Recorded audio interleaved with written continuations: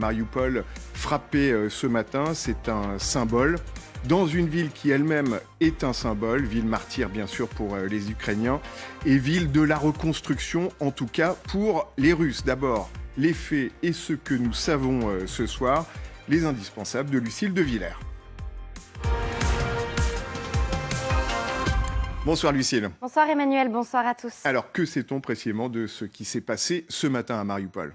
Eh bien nous sommes à Mariupol, à l'est de l'Ukraine, dans l'oblast de Donetsk. Mariupol sous le contrôle total des Russes depuis qu'ils ont conquis la ville au printemps dernier. Regardez, bâtiment reconstruit par l'armée russe, entre 50 et 70 000 nouveaux habitants, essentiellement des Russes. Relogés dans ces habitations, écoles et administrations russophones, bref, c'est une russification à marche forcée. Il est 22h30 hier, quand tout à coup, dans le ciel, voici ce que les habitants ont vu.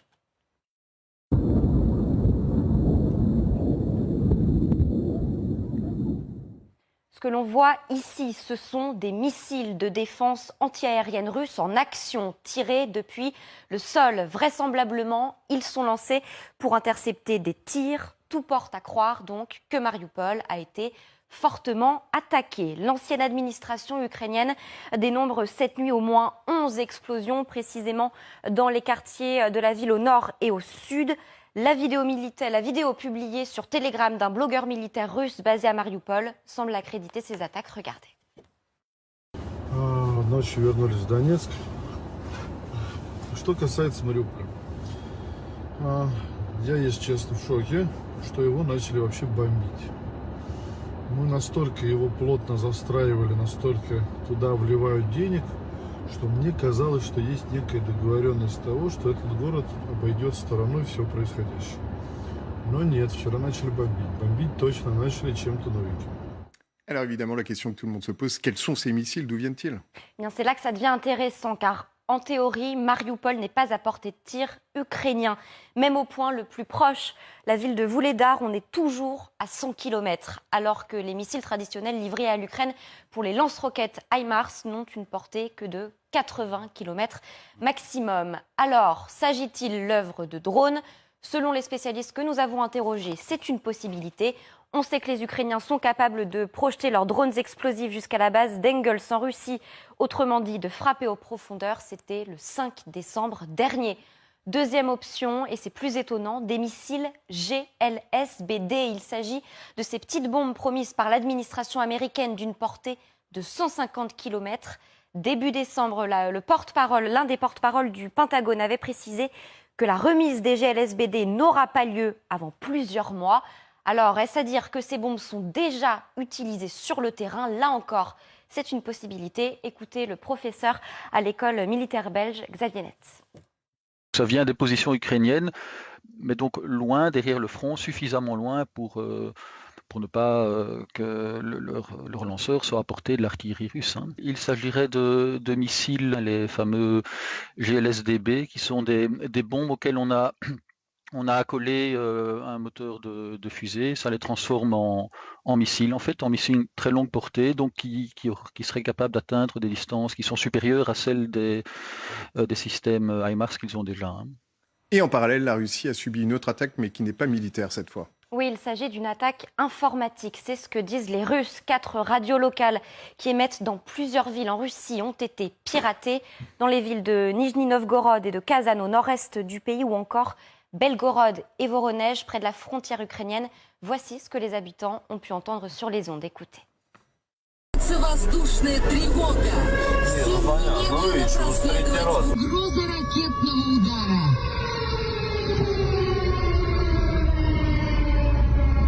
Объявляется воздушная тревога. Всем немедленно проследовать в укрытие. Vous avez entendu des alarmes comme pour prévenir d'une attaque. C'est d'ailleurs le son qu'on entend tous les jours en Ukraine pour demander à la population de se mettre à l'abri. Dans la foulée, les autorités de Belgorod accusent l'Ukraine de piratage et nient toute menace de frappe et de raid aérien. La diffusion de l'une des stations de radio le matin du 22 février aurait été piratée côté ukrainien. Le but est de semer la panique, même démenti dans la région de Voronej. Ce message est une provocation des complices du régime de Kiev et n'est pas vrai. La situation dans la région est sous contrôle et sans incident. Pour l'instant, rien n'a été revendiqué côté ukrainien. Merci beaucoup, Lucille. Je me tourne vers vous, messieurs. Vous êtes de grands spécialistes défense, l'un et l'autre. Pierre Servan, d'abord, est-ce que vous croyez au GLSDB? C'est vrai qu'on a parlé de la fourniture de ces armes qui ont une plus longue portée que les HIMARS, mais on pensait que ce serait dans plusieurs semaines ou plusieurs mois. Ça me paraît effectivement un peu tôt par rapport à ce qu'on peut savoir des délais d'acheminement. Par ailleurs, les Ukrainiens ont d'autres capacités pour frapper relativement loin. Jean-Dominique a une précision, je le laisserai tout à l'heure la donner sur les problèmes de distance.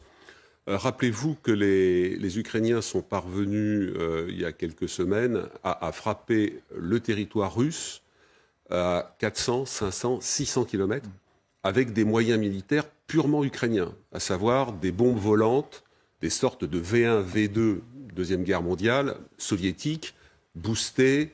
Assez rudimentaires, mais enfin suffisamment efficaces pour aller taper à plusieurs centaines de kilomètres. Les Ukrainiens ont aussi des missiles,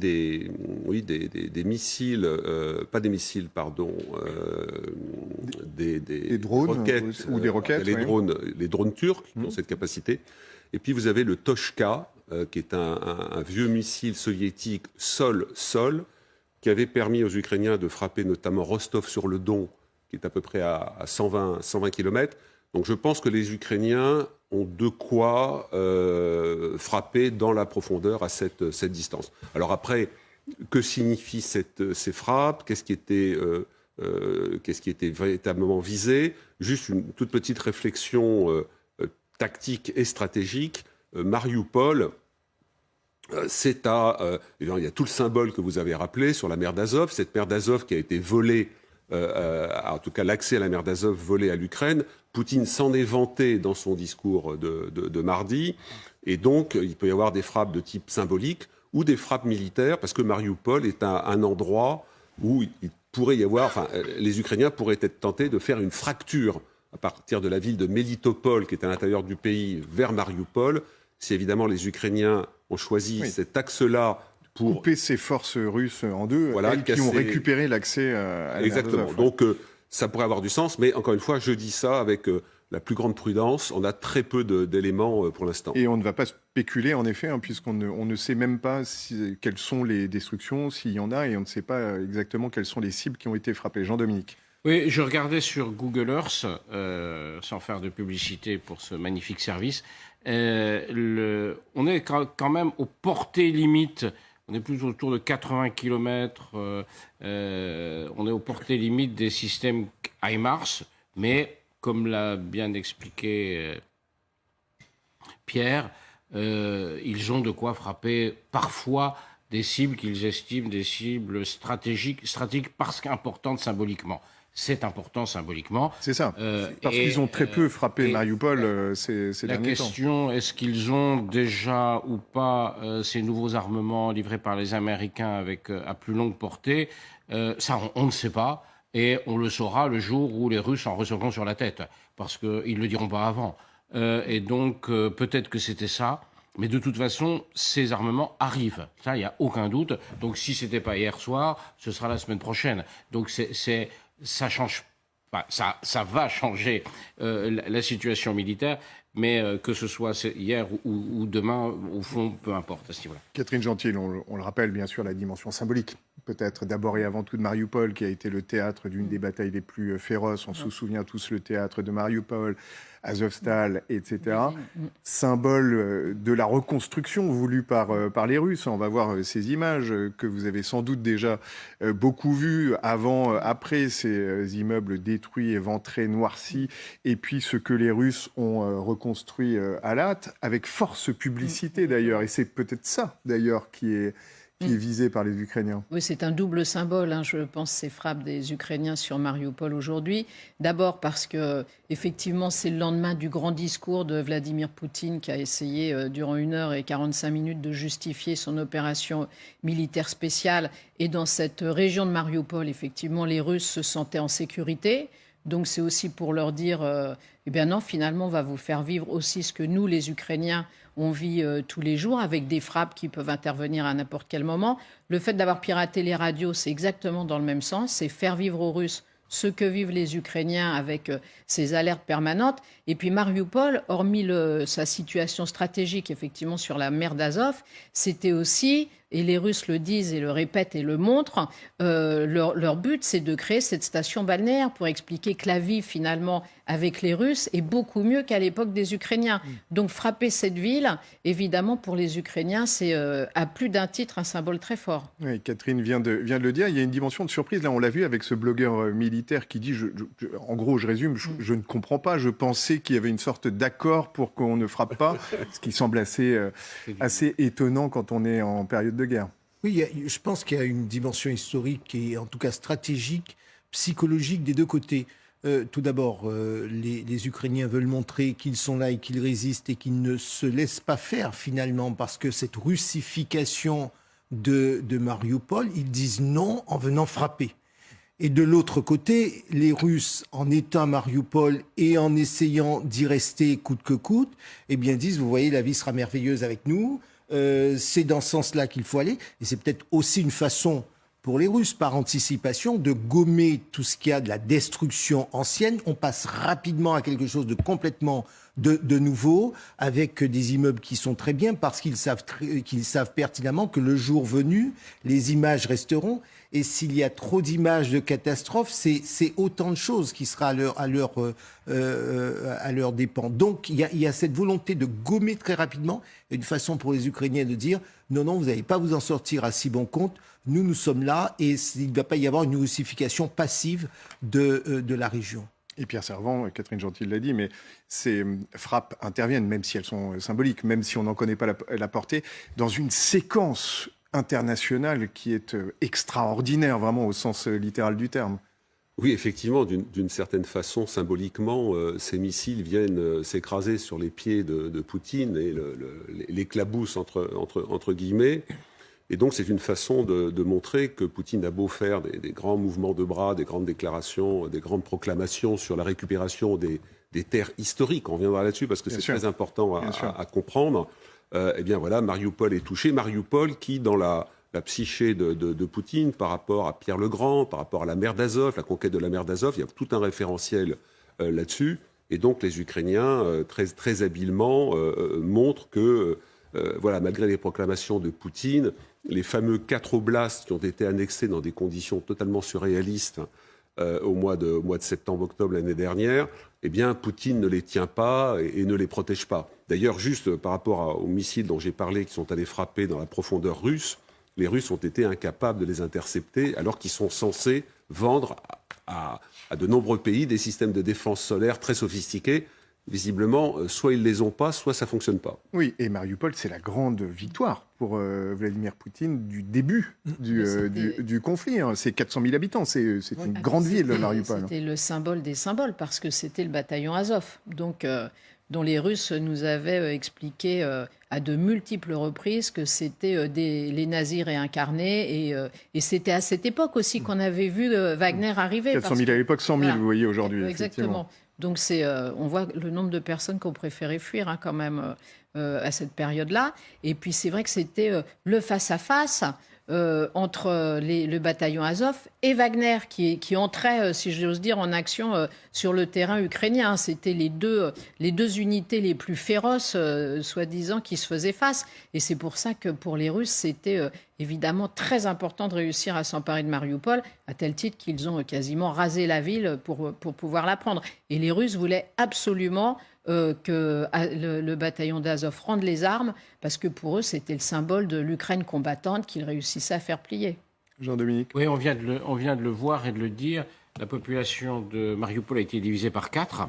Ce qui serait intéressant, c'est de savoir à qui les Russes ont donné ces nouveaux appartements. On sait qu'il y a beaucoup de Russes qui sont arrivés, effectivement. Des Russes venant de Russie ou des gens habitants pro-russes restant là. Ou ce serait intéressant de le savoir, parce que ça veut quand même dire que lorsque les Ukrainiens reprendront Mariupol, ce que je pense qui arrivera, ils devront quand même gérer ces gens-là.